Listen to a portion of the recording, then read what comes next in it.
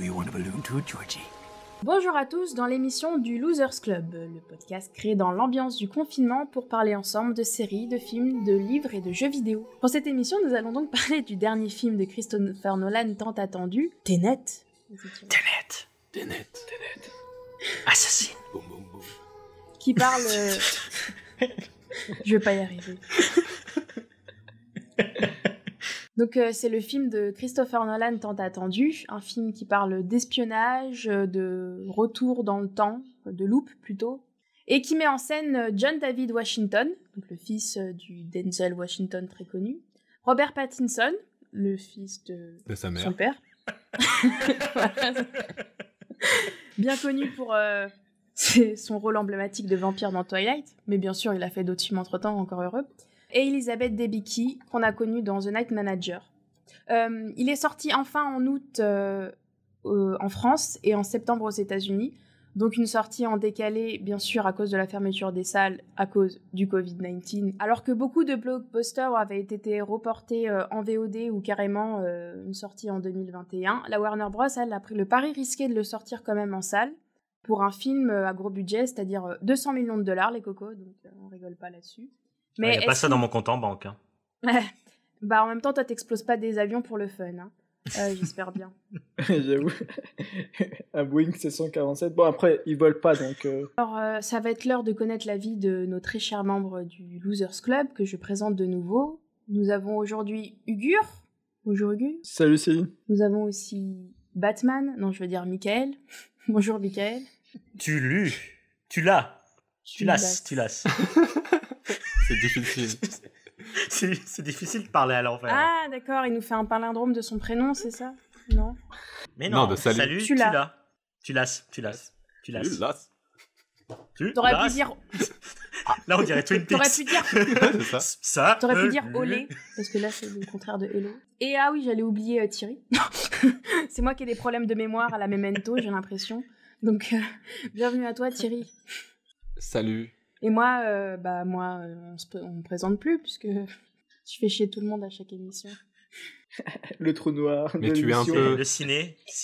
Tu es un peu notre architecte aujourd'hui. Bien. Tu es... C'est vrai. Ouais. Notre Ellen Page, qu'on déteste. Et aujourd'hui, pour diriger l'émission sur Christopher Nolan, Céline, ici présente. Comme dirait Mickaël, je suis l'architecte de l'émission, ou plutôt l'Ellen Page que tout le monde déteste. Non. Voilà, merci. C'est Thierry qui dit que t'es l'architecte, c'est moi qui dis que tout le monde déteste voilà. que t'es Ellen Page.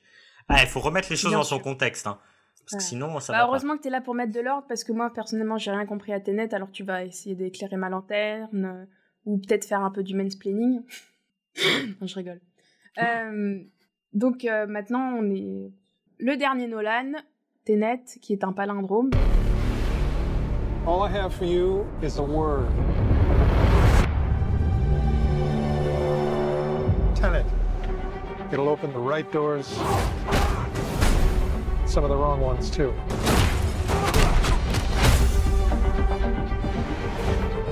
Use it carefully.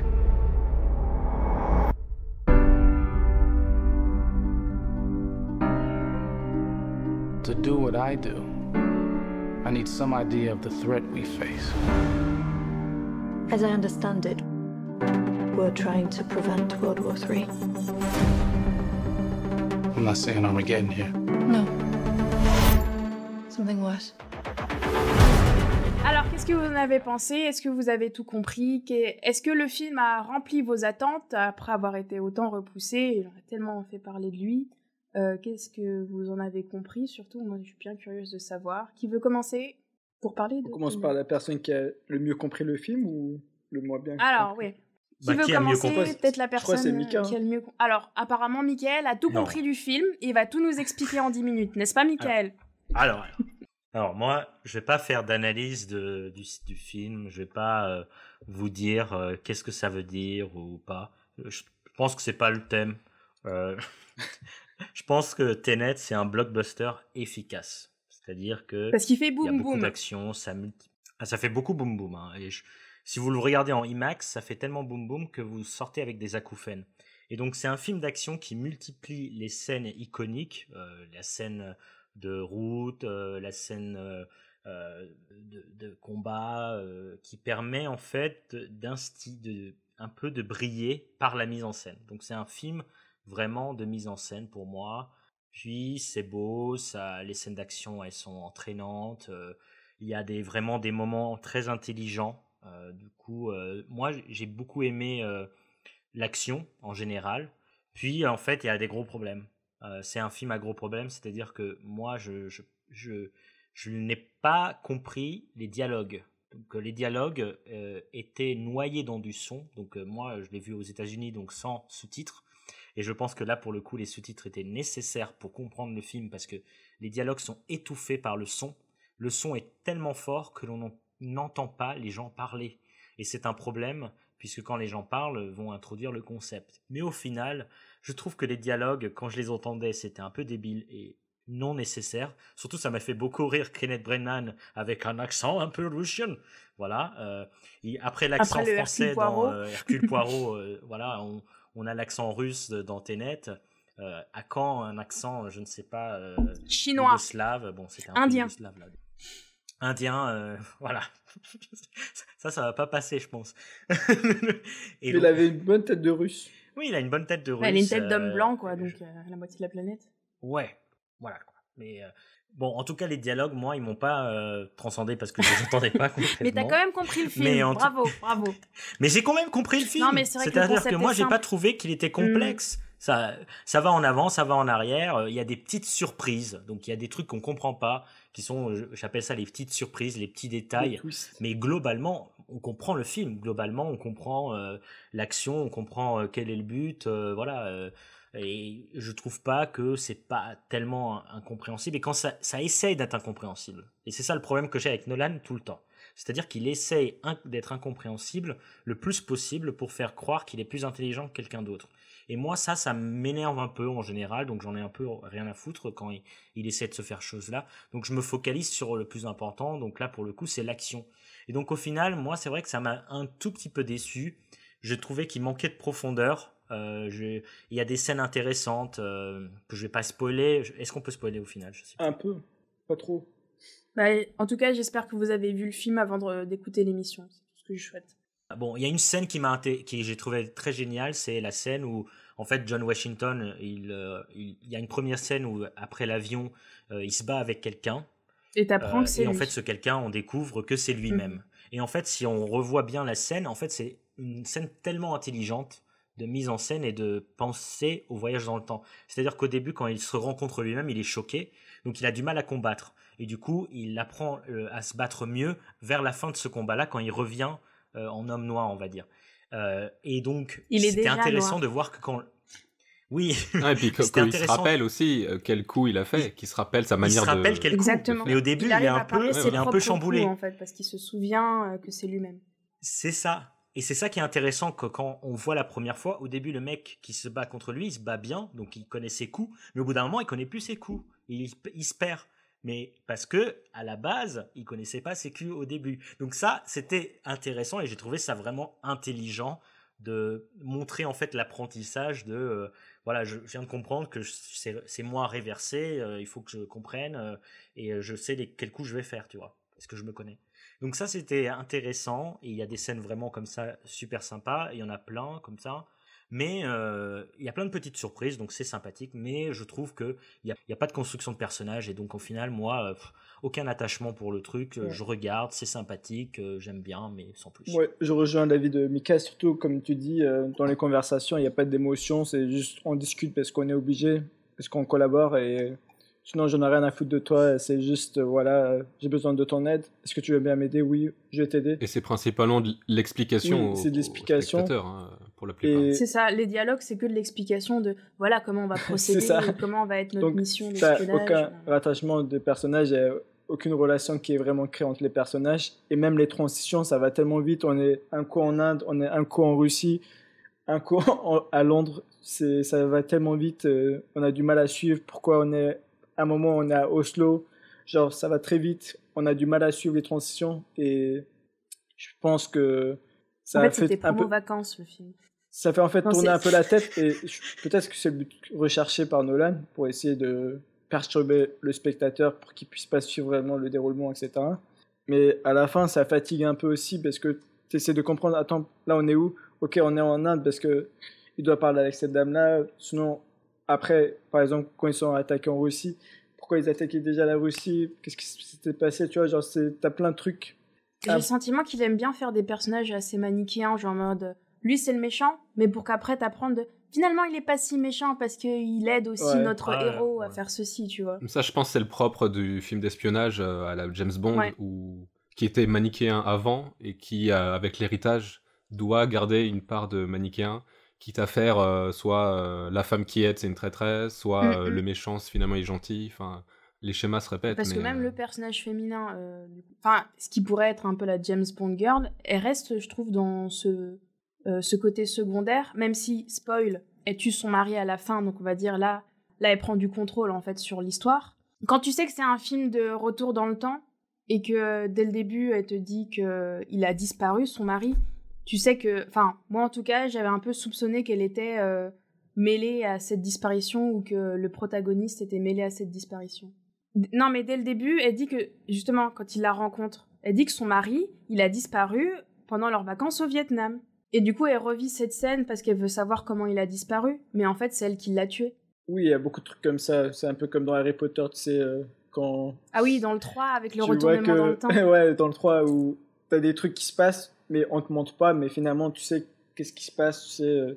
qu'il y a eu des petites modifications. C'est vrai que le principe, il est simple de Tenet, c'est que tout ce qui se passe, c'est déjà passé, en même temps. En quelque sorte, ouais. Non. Bah, en fait, il y a des petites modifications. Ouais, enfin, ça, c'est le postulat de la... comment dire? De la loupe. De la prédestination, en fait. Le fait de dire 5 fois ce qui arrive est déjà arrivé, qui est déjà dit beaucoup trop de fois, mais c'est le principe de la prédestination. Oui. Mais ça n'existe que dans le faible temps où il y a une boucle. C'est ça. Quand il est né, il n'y avait pas de boucle. Oui, je vois ce que tu veux dire. En fait, la boucle est quand même déterminée en soi. Mais après, le truc qui a été intéressant, c'était au niveau de la mise en scène, parce qu'il montrait aussi, pendant qu'il partait en arrière, parce que d'habitude, tu sais, dans le voyage dans le temps, tu vas en arrière, et après, tu vas seulement dans un sens, comment ça se déroule. Alors qu'ici, il a essayé de mettre en scène comment ça va en arrière, c'est-à-dire, comme si ça a été filmé en arrière, et c'est un peu perturbant, parce que le gars, il roule en arrière, tu vois, genre... Mais je crois que ça a été filmé en arrière. Ah ouais? Justement, c'est ça. Il n'a pas utilisé d'effets spéciaux ni rien. Et que beaucoup de scènes de combat, par exemple, ils ont appris à se battre en arrière. En arrière. Ah, bah c'est ça qui m'a un peu perturbé, parce que tu sais, d'habitude, ce qu'on voit, c'est juste tu voyages dans le temps et tu reviens à la normale et tu voyages dans le sens du temps. Alors qu'ici, il voyageait dans le sens inverse du temps, un peu de façon Non, reversée. mais en fait, c'est juste que du moment où il est parti en arrière, par exemple, s'il retourne 6 jours dans le passé, après, il doit vivre les 6 jours en arrière sur cette timeline et retourner dans son présent, quoi. Oui, mais d'habitude... Non, c'est parce qu'il y a les sorties, là. Les sorties faciles, là. Les sorties d'autoroute. Oui, mais d'habitude, on le montre pas, tu sais, dans le voyage dans le temps, t'as juste le retour au sens normal, et c'est ça qui m'a un peu perturbé, et la mise en scène qui doit être assez compliquée, parce que, tu sais, quand il marche, il met le pied, mais c'est parce qu'il avait mis le pied avant, donc l'eau revient, tu vois, genre, c'était même dans ton cerveau en mode... ça sort de la normalité, donc c'est un peu perturbant, je trouve, pour moi en tout cas. Bah clairement, moi qui suis habitué aux films de voyage dans le temps, que j'adore toujours quand c'est bien fait, donc pas toujours, mais quand c'est bien fait, qui a cette récompense, comme je l'ai dit d'ailleurs sur l'émission précédente sur Palm Springs, de récompenser le spectateur d'avoir compris un truc qu'il ne comprenait pas avant, de lui donner une clé supplémentaire, ou alors d'essayer de le faire deviner pourquoi il se passe ça. Et je trouve que le film réussit bien, mais comme tu le disais, Ugur, c'est un nouveau concept. Moi, j'ai jamais vu ça. Sur tous les films de voyage dans le temps que j'ai vus, j'ai jamais vu le concept de revenir en arrière, vraiment à l'envers, quoi. Et le montrer surtout, c'est ça qui est compliqué. Et c'est ça que je trouve Nolan se différencie avec les autres réalisateurs, c'est qu'il y a de l'originalité. Il fait pas juste un voyage dans le temps comme les autres, comme Predestination, ou Déjà Vu, tu sais, que tu envoies en arrière, qui va faire une action qui va impacter donc le truc du présent, mais il faut qu'il voit encore en arrière pour essayer de comprendre qu'est-ce qu'il a été impacté, etc. Ici, il apporte une nouvelle originalité au niveau scénaristique. Il dit, faut qu'on leur montre comment ça va en arrière, tu vois, et comment ça va impacter, parce que même dans la scène de voiture, tu sais, quand il envoie un truc, il y a une voiture au milieu, tu sais pas qu'est-ce que c'est, mais quand tu comprends, c'est what the fuck, tu vois, genre c'est dans ta tête, c'est... Et Bah, je ça trouve aussi, c'est un que twist intéressant, ça, que tu vois pas dans les trucs de c'est la force de Nolan, général. c'est-à-dire qu'il est vraiment très fort dans l'originalité. Et c'est pourquoi il a autant de succès. Il fait des trucs que personne n'a fait et n'aurait osé le faire peut-être. Parce que je pense que c'est quand même compliqué de filmer en arrière tous les trucs, etc. Donc Ouais. on peut dire que t'as tout compris du film, Gur, toi? J'ai pas tout compris, mais je pense que c'est comme Inception ou Interstellar, tu vois, tu peux Ouais. pas comprendre juste en le voyant une fois. Moi, je pense que j'ai pas assez de recul, faut que je le voie plusieurs fois. Et c'est peut-être après avoir vu plusieurs fois que j'aurai une meilleure compréhension. Parce que là, maintenant que je connais un peu le concept, il faudrait que je fasse attention à tous les détails. Par exemple, dès le début, quand ils attaquent quelque part, il est entouré par qui? Qui sont ces gens? Est-ce qu'il les a déjà vus avant, après, tu vois, genre, faut faire attention à tous les détails comme dans Inception. Est-ce que vraiment il était dans le rêve ou pas, tu vois, genre, faut faire plus attention. Surtout que tu vois que la fin du film est aussi le début du film. Donc c'est sûr que c'est un film qui demande à être revisionné avec ta connaissance de la fin. Voilà. Surtout, ce que j'adore, c'est que moi, je me rappelle en 2010, quand je vais voir Inception, je lis le synopsis et je me dis non, mais à tous les coups, ça va être un rêve dans un rêve. Et c'est ça le twist final. Parce que on pensait assez simple par rapport à ce qu'on nous proposait.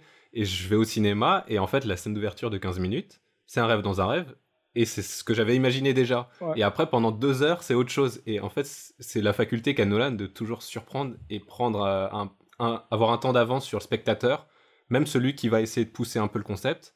Et là, j'ai eu la même sensation, parce que je savais pas du tout que ce serait ça le concept.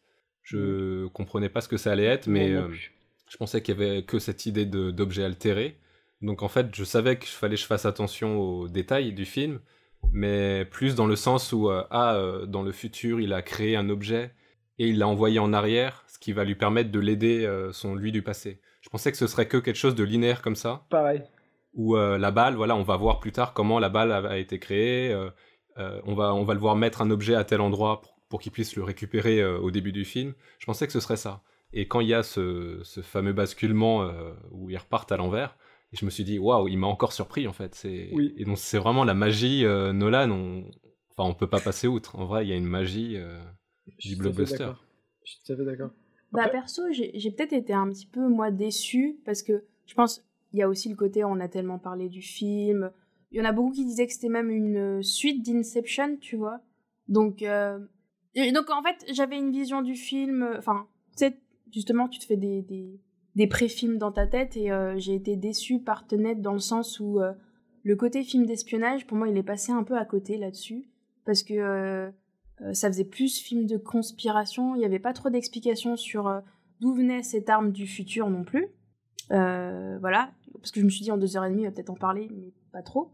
Et à mes yeux, il perdait justement plus de temps à essayer de perdre le spectateur ou à essayer de l'impressionner d'une certaine manière, malgré des scènes d'action en général qui étaient vraiment genre géniales. Et c'est un peu les seules scènes où j'étais scotchée et que j'étais en mode ah là, je suis contente de voir des scènes d'action, genre la scène d'introduction, la scène de l'explosion de l'avion et la scène sur l'autoroute, quoi. Après... Ah, on va dire il y a la scène de combat de la fin aussi. Oui. Mais après, je pense que la déception est aussi due au fait qu'on a dû attendre 2-3 mois pour la sortie au cinéma. Donc, on s'est dit, tu sais, quand il y a de l'attente, forcément, tu t'attends à un plus gros truc. Oui, il y a beaucoup d'expectations. Ouais, c'est l'expectation qui a beaucoup augmenté et c'est peut-être ça qui nous a fait faire que ce sentiment de déception a été un peu plus grand que si on aurait vu directement, par exemple, si dès que ça aurait été annoncé et qu'on l'aurait vu, peut-être qu'on aurait dit oh, pas mal et that's it. Mais pas mal.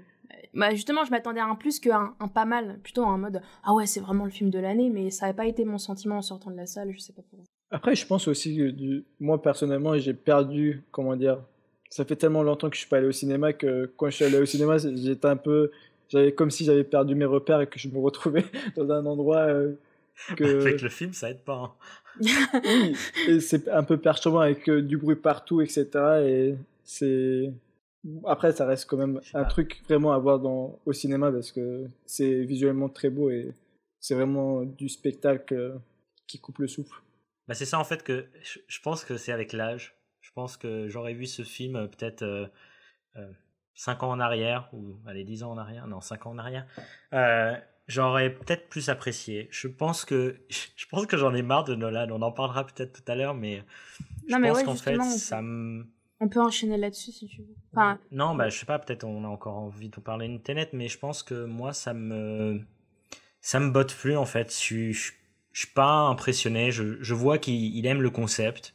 Et en fait, il fait un film pour moi à concept et qui va au boutisme du concept, ce que je trouve ça bien, sans pour autant rien construire que là-dessus. En fait, il se concentre tellement là-dessus qu'il n'y a que ça d'apparent et le reste, il passe tout à la trappe. Mais le cinéma, ce n'est pas que un concept, c'est aussi un scénario, c'est aussi des personnages, c'est aussi voilà, de la musique, c'est aussi du son. Parce que avoir un film où on comprend pas les dialogues parce que le son il est trop fort, voilà, c'est un truc récurrent qu'on a eu beaucoup de critiques aux États-Unis. Donc beaucoup de gens n'ont pas compris les dialogues. Voilà, c'est un problème qui est récurrent en plus chez Nolan, hein, parce que quand Batman The Dark Knight Rises était sorti, personne comprenait les dialogues dans les screen tests, personne comprenait les dialogues de Bane parce qu'il avait un masque.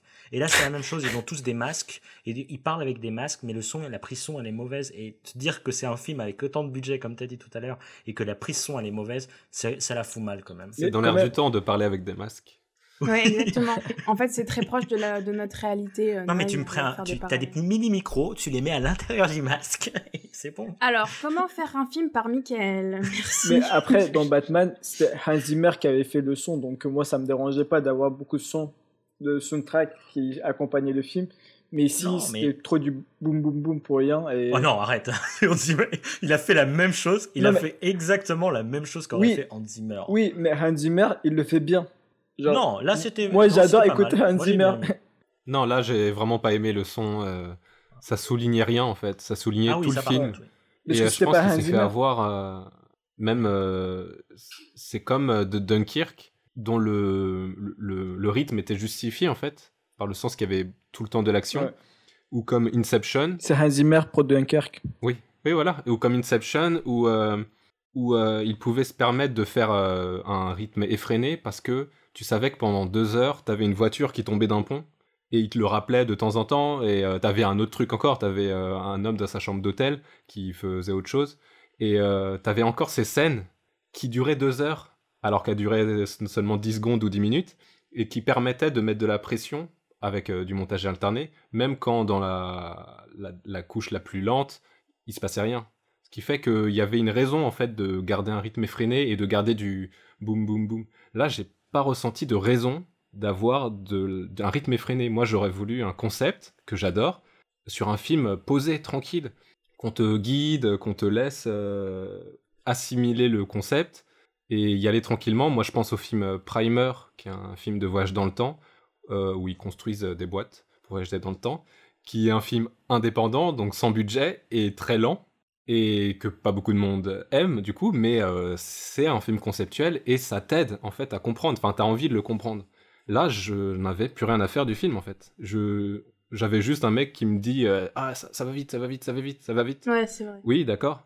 Et moi j'ai pas réussi à suivre ce rythme, et au final équipe bleue, équipe rouge, j'en avais plus rien à faire de ce qui se passait. Vraiment, la scène finale m'a totalement pas intéressé. Je regardais, je me disais ok, c'est cool. Ah, mais moi il m'a perdu. Je suis un peu comme toi, justement. J'ai dit à Mickaël en sortant de la salle, j'étais en mode. Je crois qu'au bout de 2 heures, j'ai abandonné le film juste pour me laisser apprécier en fait les bonnes scènes, style les scènes d'action.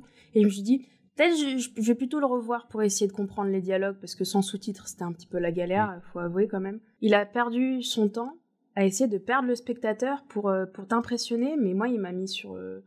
Il m'a laissé sur le bord de la route. Surtout, t'es dans la voiture. Voilà. Surtout, il avait le temps. Je sais pas pourquoi il était pressé. Parce qu'il prenait le temps en arrière, etc. Justement, en fait, ce qui manque à Tenet, c'est une architecte. Parce que on a revu, du coup, j'ai revu Inception. Et en fait, dans Inception, il y a le personnage de Ellen Page qui sert à faire comprendre le concept.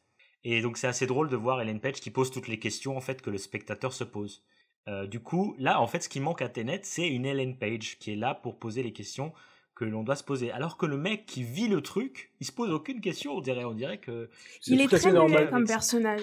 Moi, je l'ai trouvé très effacé, et même le fait qu'il s'appelle protagoniste et qu'il ait pas de prénom, quoi, je trouve ça un peu... Tu t'attaches pas, c'est ça. Je suis tout à fait d'accord. il a voulu trop faire l'intelligent, mais du coup, il est passé à côté des trucs basiques, genre la construction de ses personnages ou le montage son, quoi. Enfin, tu vois, c'est un peu con. Surtout, il avait le temps de faire des montages comme il faut. Bah, je pense qu'il a fait le film qu'il aime, en fait. C'est pas... Il y a beaucoup de gens qui sont réceptifs à ce film. Bah, je pense que Nolan, c'est quand même du cinéma de garçon adolescent. Quand tu demandais entre 16 et 22 ans quel est ton film préféré ou ton réalisateur préféré, les gens disaient Nolan parce que c'était dans cette nouvelle ère en fait du 20e siècle, 21e siècle d'aimer le film concept et impressionnant. Non, après il a réussi à faire une patte. Enfin, c'est le seul réalisateur de blockbuster aujourd'hui qui est indépendant du reste des franchises, à part Batman, mais il s'en est libéré, quoi. C'est surtout aussi qu'il veut tout faire lui-même, par exemple le fait de ne pas utiliser de CGI ou d'effets spéciaux. Là, encore une fois, pour la scène de course-poursuite inversée, il l'a fait vraiment en arrière, quoi. Il s'est pas amusé à filmer et puis à mettre en in reverse ou... Non, même il a raison de faire ça parce qu'il sait que c'est intemporel comme ça. Comme ça, dans 10 ans, on regarde le film il reste toujours bien parce qu'il est intemporel. Parce qu'il n'y a pas les CGI tout moches que l'on connaît. On sait que sur le moment, on se dit « Ah ouais, c'est beau les CGI », mais après, 10 ans après, on se dit « Ah mais en fait, c'est hyper moche quand c'est fait. » Ouais. Bah après, justement, il a ce côté importé... la patte donc, de Nolan, c'est de garder du réalisme dans la science-fiction, quoi, tu vois. C'est un truc très proche. Et le temps concrètement. D'ailleurs, il aime le temps. Hein. Le temps et l'espace. Ouais, le temps, c'est une de ses obsessions aussi. Je voulais vous demander, à votre avis, apparemment, la scène de course-poursuite, ça a été une inspiration d'un autre film très connu. Est-ce que vous avez une petite idée de quel film un film des années 70 ? Celle en voiture ? Alors, moi, personnellement, en fait, je l'ai pas vu parce que c'est pas mon genre. Hein, et j'aime. Je connais pas trop de films des années 1970. La scène de course-poursuite de voiture, ouais, elle a été inspirée d'une autre scène Duel de course-poursuite. Ouais, non. J'allais dire Duel aussi. Ouais. Ah, c'est marrant. Non. Mad Max, c'est pas les années... Non, 60. Je vous donne un petit Hitchcock indice. Non. Je connais pas trop de films des années 60. 10. 10, ok. 70. Ah. Ouais. Ça change film tout. D'action.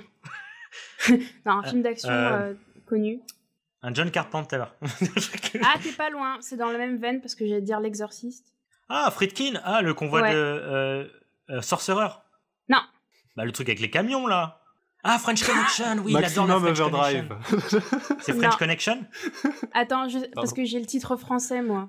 Je tape sur IMDb Friedkin et c'est le premier film qui apparaît. Donc, les gars... Bah, c'est quoi L'exorciste. Police fédérale Los Angeles. Oh. Je connais French Connection apparaît après et après The Exorcist. Ouais, mais il a pas l'air terrible, ce film. J'ai pas vu ce film de Friedkin. Ok. Donc, il s'est avec inspiré... William Dafoe, je crois. Ouais. Donc, il s'est inspiré Dafoe. du film Police fédérale Los Angeles pour cette sublime scène de voiture. Donc, moi, personnellement, j'ai pas vu le film parce que c'est pas mon genre, mais apparemment, mais c'est un très connu, évidemment. Un culte. Ok. Voilà. Et une autre inspiration, donc dans la bande-son de son film, il s'est enregistré lui-même, comme un autre réalisateur très connu, à votre avis. Tarantino. Non. Encore une fois, ça fait appel à votre connaissance cinématographique, de base. Un réalisateur, mais t'as un indice qui enregistrait de quelle époque surtout? Alors, je peux vous indiquer dans quel film il a été fait, mais non, ça va donner le nom du réalisateur. Alors, un réalisateur dont il a été déjà comparé. Ah, Kubrick. Ouais. Pour quel film, Michael? Quel film Kubrick il s'est lui-même enregistré pour faire les sons de respiration? Mais je me rappelle même plus d'aucun son de respiration dans Kubrick. Pour 2001. Son dernier. Son dernier. Bah pour 2001 en effet. Ah non, ok. Bah oui, je me suis dit ça. Bah j'ai cherché un film avec des respirations. Ouais, bah apparemment il y a une scène de respiration quand le cosmonaute quand il respire fort et ben en fait c'était la respiration. Mais c'est vrai maintenant. Ouais, un peu. Mais il s'est inspiré ou il fait faire comme Kubrick il a fait exactement comme lui dans le nouveau Kubrick. Ah bah ouais. Bah, un peu. Voilà, il veut faire totalement le nouveau Kubrick. Hein. Ouais, je suis sûr que c'est son rôle modèle, mais il est très loin. De toute façon, c'est totalement différent au final de Kubrick. En tout cas, je sais que quand il voulait faire Interstellar, il avait dit que c'était clairement un hommage à 2001 l'Odyssée de l'espace, mais pour notre génération, on va dire. Mais à mon avis, c'était pas vraiment à la cheville. Ouais, je préfère quand même 2001. Oui, mais ça, c'est toi, Mickaël. Non, mais je Bon, après, préfère 2001. Bon, d'ailleurs, du coup, quel est votre Nolan préféré, si vous aviez un à conseiller chacun? Bah, Interstellar. Non, je rigole. Bah, dans mon top 3, moi, personnellement. Moi, C'est quoi ton Nolan préféré? J'aurais dit Inception, mais je préfère dire mon top 3 parce que c'est vraiment Bah, vas-y, 3 films sors-nous ton top 3. Vas-y, t'as le droit. que je trouve très original comme scénario. Il y a le Dark Knight, que j'adore. Et Donc, c'est ton 3 ou Interstellar. ton 2 ou ton 1? Pour moi, le premier, c'est Inception. Le deuxième, j'aurais dit Interstellar. Et le troisième, j'aurais dit Dark Knight. Bah, en fait, j'apprécie beaucoup ces 3 films parce que je trouve que c'est, encore une fois, très original. Et, bon, Dark Knight, pas trop, mais ça, il y avait le côté Hans Zimmer que j'adore. Bon, en fait, c'était le meilleur parce que j'adore le Joker et c'était super bien réalisé. C'était excellent comme film. Mais Inception et Interstellar, j'avais adoré pour le côté concept et l'originalité qu'il avait apporté. Bon, après, il apporte beaucoup d'originalité dans la plupart de ses films, donc je peux mettre dans le top 3 d'autres films. Mais c'est où j'étais un peu fasciné, que j'ai dû revoir plusieurs fois pour essayer de comprendre et que ça me dérange pas de voir plusieurs fois, parce que tu sais, quand tu as des très bons films, malgré le fait que tu vois plusieurs fois, ça reste toujours excellent et t'apprécies toujours. Bah, c'est vrai que moi, en 2010, j'ai eu la chance de voir Inception au cinéma et au Portugal. Donc, j'étais tout seul. Est-ce que c'est une chance vraiment d'aller Non, au mais cinéma c'était au la Portugal? première fois, en fait. C'est la première fois, je pense, que j'étais... c'était une année où j'avais été voir des films tout seul au cinéma. Et c'est vraiment l'année, pour moi, de ma cinéphilie où j'ai commencé vraiment à regarder des films au cinéma tout seul. Hashtag raconte ta vie. Avec Leonardo DiCaprio. Avec, voilà, Leonardo DiCaprio. Oui. Après, le casting influence aussi beaucoup, je pense, le succès des films. Oui. Parce que moi, par exemple, Leonardo DiCaprio m'a beaucoup influencé pour Inception parce que je l'adore et il joue super bien. Et c'est pourquoi je le mets top 1 sans hésitation. Il est influencé pour ton jeu d'acteur, c'est ça, dans la vie? Non, mais il m'influence sur la perception de son personnage parce que je trouve qu'il fait très bien passer le message et c'est pourquoi je le mets top 1. Surtout même Interstellar, par exemple, McConaughey, je sais pas comment on dit son prénom, mais... McConaughey. Il faut que tu prennes un accent texan dans la tête. Il était aussi excellent et c'est pourquoi aussi Interstellar, côté émotif, j'ai beaucoup apprécié. Bah, du coup, moi, pour revenir à Inception, c'est vrai que c'était vraiment mon gros coup de cœur à l'époque. Il y avait, du coup, Leonardo DiCaprio et Marion Cotillard en femme fatale. Et moi, les femmes fatales, c'est vrai que je fonds direct. Et c'est vrai que je vous connaissais par cœur le dialogue dans le train. You know what it is to be a lover, to be a half of a whole. Voilà, c'était vraiment génial. Because we'll be together. Merci Thierry. Je l'ai joué, il me reste des... Avec toi. Je l'ai joué sur les planches, littéralement sur les planches. J'avais la tête posée sur le parquet. Et avec un petit train. C'était qui Avec qui un Marion petit train Cotillard? électrique. C'était moi, non? Je suis sûr que je suis une Marion Cotillard. Oui, bah oui. Donc... Ah oui, t'es bien chiante, en effet, je te le confirme. Non, mais du coup, c'est vrai que c'était et c'est devenu, à cette époque, on parlait là, c'était un de mes films préférés. J'avais adoré, mais en le revoyant plusieurs fois, à chaque fois, ça diminue un peu. Je commence à voir des petits défauts, des petits trucs, et je pense qu'avec comme je suis plus mature, on va dire. Maturité, oui. Voilà, maturité. Je pense qu'au final, maintenant, mon Nolan préféré, ça va être plus The Dark Knight. Je trouve que The Dark Knight, c'est un film de braquage, bien sûr au début, hein, mais surtout c'est une construction de personnages, une dualité, et en fait c'est des sujets aussi qui m'intéressent plus que le temps ou le rêve. Moi, c'est vraiment la dualité m'intéresse, et donc j'ai beaucoup aimé The Dark Knight, et je pense que c'était là où encore c'était pas si compliqué que ça, et pour autant c'était un film qui se tenait pendant les 2 heures. Les dialogues étaient excellents aussi, drôles, et en même temps il y avait ces côtés presque effrayants du personnage. Et je pense qu'il a jamais réussi à revenir à un truc. Il est resté sur le concept plus que sur le scénario et le personnage. Et c'est pour ça que moi, maintenant, mon préféré aujourd'hui serait plutôt The Dark Knight. Alors je suis pas d'accord parce que dans Interstellar, il y a quand même une grande part qui est laissée à l'émotion des personnages et humaines. Et c'est peut-être même son film le plus humaniste, je dirais. Je suis d'accord avec toi. En tout cas pour la sensation, ça c'était adapté au sujet. Moi j'aimerais bien qu'il soit génie jusqu'au bout et Tenet ce soit le milieu d'une filmographie palindrome, tu vois. Ce serait. C'est vrai. Wow. Je suis d'accord avec toi. Mais Je me faisais la même malheureusement, réflexion. Ouais. Bah, malheureusement, le palindrome, pour moi, il est au niveau d'Inception. C'est-à-dire que c'est monté en puissance jusqu'à Inception. Et après, ça retombe. Moi, je n'aime plus vraiment les nouveaux films. Même si je me réserve un droit pour Dunkirk, que je pense meilleur que mon ressenti à l'époque, parce qu'il fallait l'appréhender. Mais mon top 1, c'est Inception, et je ne veux pas en parler plus, parce que si à la limite Inception, ce que je vais dire, c'est juste je l'ai vu 3 fois au cinéma, et c'est le seul film aujourd'hui que j'ai vu 3 fois au cinéma. Je pense que c'est un argument, ça suffit, quand un Ouais. film passionne à ce point-là. Mais je pense qu'après Inception, par exemple, Dunkerque était aussi très bien réussi. Genre, niveau Réussi, film. mais pas étonnant à mes yeux. Même s'il essaie de faire un film de guerre assez extraordinaire à Ouais, sa voilà, patte, ça reste un film et de ça, guerre. c'est bien, mais je pense Il que a le fait problème un du genre. film, en fait, c'est Nolan. C'est-à-dire que moi, un film de guerre avec les avions qui bombardent, le management du silence, tout ça, moi j'ai beaucoup aimé dans Dunkerque. Moi, ce que j'ai pas aimé, en fait, c'est de jouer avec le temps, encore une fois. C'est de faire croire qu'il y a différentes timelines dans un film de guerre, alors que t'es dans la guerre, t'as envie que ça soit plus... c'est déjà assez... La guerre, elle est déjà assez viscérale. T'as pas besoin de créer un niveau de complexité. Je pense que le niveau de complexité, bah, il te coupe la viscéralité, il te coupe ce côté guerre, en fait. Et du coup, Ouais. moi, Bah, ça Nolan marche a plus, en voulu fait. faire du Nolan, hein, c'est Oui, pour c'est ça. ça. Et je pense qu'il a pris la grosse tête.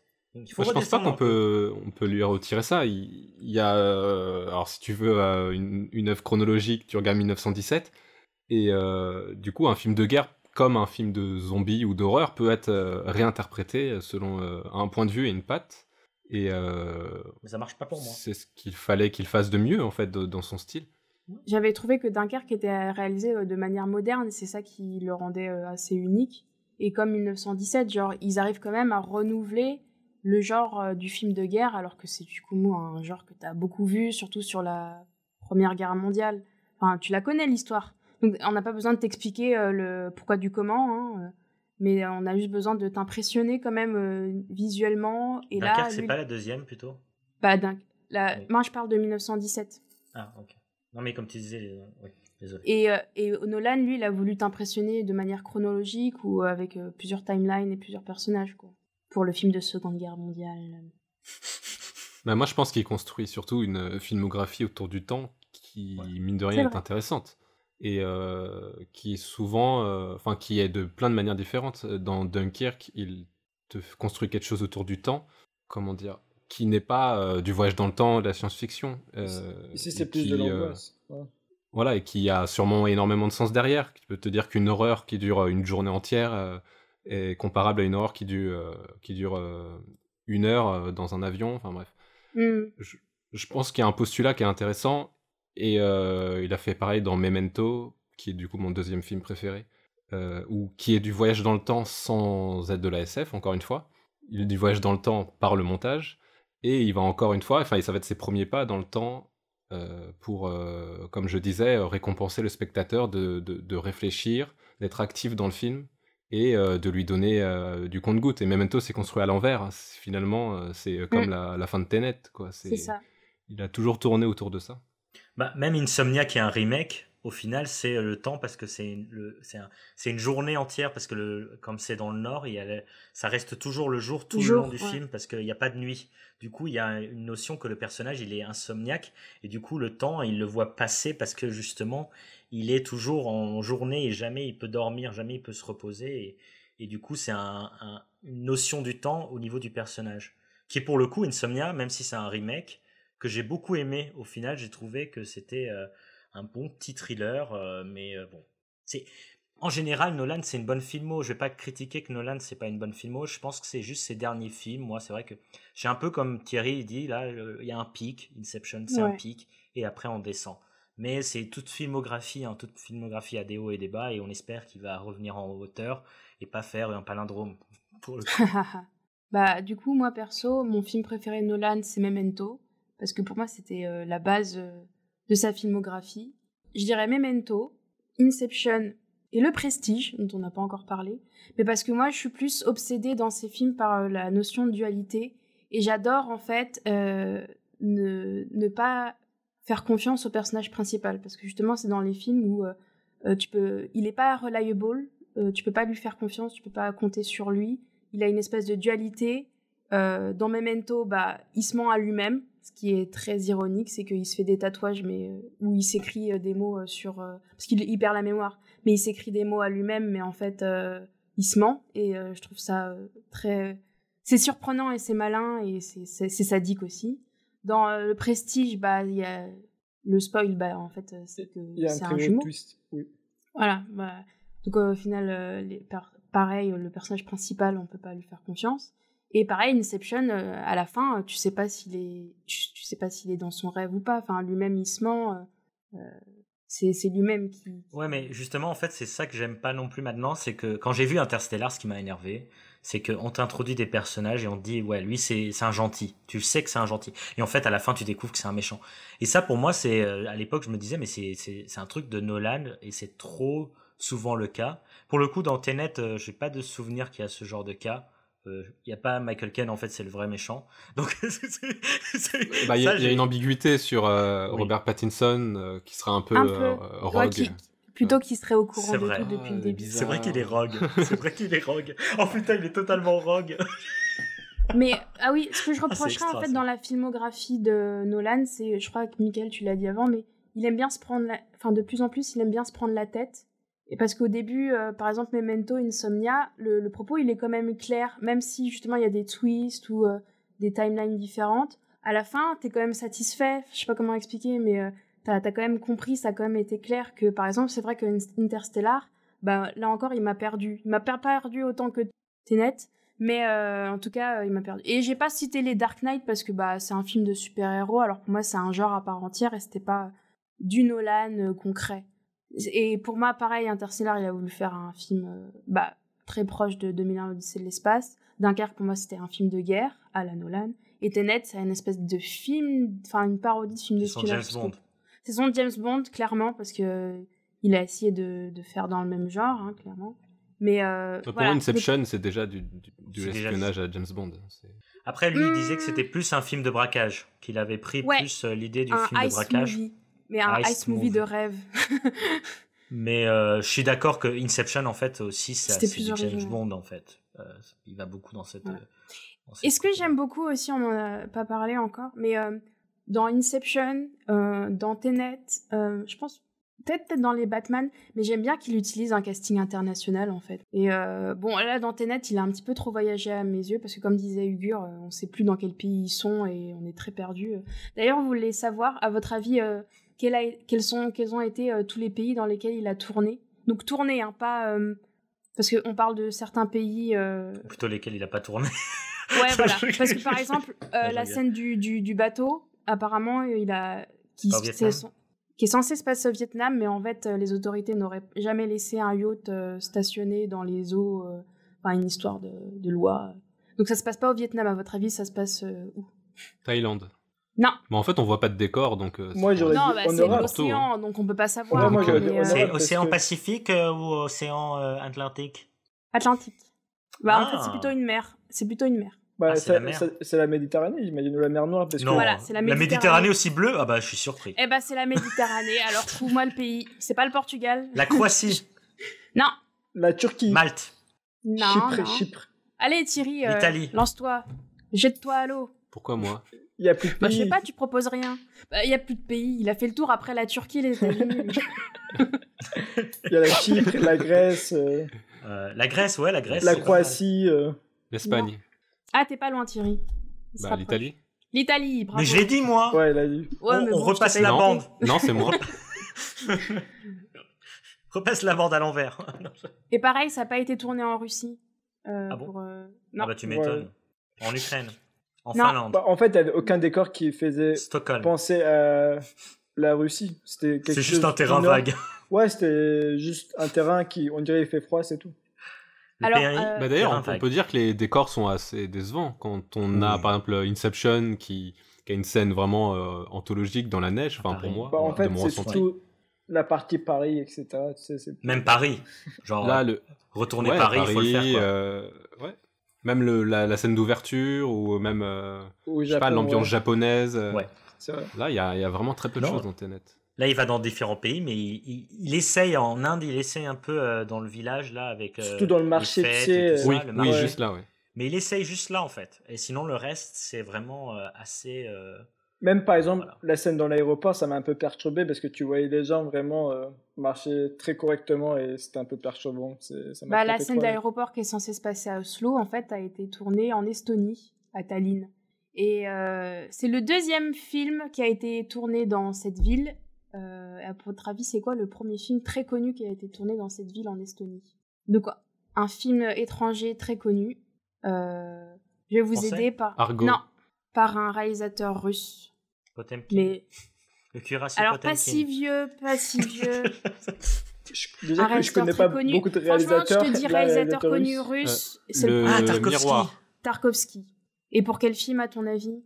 Il a dit le miroir, Thierry. Non, pas le Stalker. miroir. Stalker, en Ah effet. Donc c'est le deuxième film. La ville est tellement pas connue, la pauvre ville d'Estonie. quoi. Non, mais en même temps, moi, dans mon petit village au Portugal, on ne tourne pas beaucoup de films non plus. Hein. C'est quand que Nolan y vient, là? Mais c'est quand que toi tu viens pour faire ton film plutôt, ouais. C'est vrai que Lisbonne, il a un beau décor pour un film d'action. À faire Bon, on pourrait exploser. retourner Lisbonne, la faire exploser. Non, mais ouais. Lisbonne, c'est juste pour tourner pour les grands dépressifs. Hein. Ouais, pour le Corcovado du pauvre. Oui, Tu crois que t'es au Brésil. C'est vrai en plus. Corcovado du pauvre. Mais je vais rajouter un dernier truc. On dit qu'après Inception, ça commence à diminuer, mais je pense qu'il a mis la barre tellement haute que maintenant, à chaque fois qu'on voit Nolan, il a beaucoup de maisons de production derrière lui et beaucoup de budget, donc on attend qu'il fasse aussi bien que Inception. Donc tant qu'il fait pas mieux que Inception, on va être toujours déçu. Et c'est ça aussi qui Mais c'est comme tout grand un peu notre réalisateur, avis. Mais en tout cas, ça a été son film qui a coûté le plus et peut-être qu'il va être aussi sa plus grande perte puisque vu qu'il y a le Covid et qu'il est sorti en salle, là, il a même pas fait 10% des recettes attendues. C'est bien la fin de cette émission sur Christopher Nolan et le dernier film Tenet. Mais merci de nous avoir écoutés. Si vous avez aimé cette émission, n'hésitez pas à la partager et à laisser des commentaires sur notre page Facebook Losers Club. Sur Twitter, Instagram, enfin vous connaissez comment ça fonctionne les réseaux sociaux, hein, vous n'êtes pas une sauf pour toi maman, je t'expliquerai un jour. Et n'oubliez pas YouTube. Ah oui, et puis il y a la chaîne YouTube. On est un peu en retard, mais on arrive bientôt. Vous aurez l'épisode dans 3 mois. Oui, exactement. Enfin, en tout cas, pas cette émission. Mais un jour, elle sera sur YouTube. Donc un jour, tu pourras à la fois me voir et m'écouter, cher auditeur. Non, tu ne me verras pas parce que j'ai pas envie. Et en attendant, je vous souhaite une bonne semaine et puis portez le masque, hein, c'est important. Et faut que ça couvre, voilà, faut que ça couvre le nez parce que je vous explique, sinon ça ne sert c'est à insupportable, rien. ça. Voilà. Et je vais Au-dessus du juste nez. mal vous regarder, quoi, en fait. Donc me croisez pas dans la rue avec le masque en dessous du nez. Merci. Voilà, comme dans Tenet, au-dessus du nez. Là. Bisous, bisous. Allez, Salut. au revoir. Do you want a balloon too, Georgie?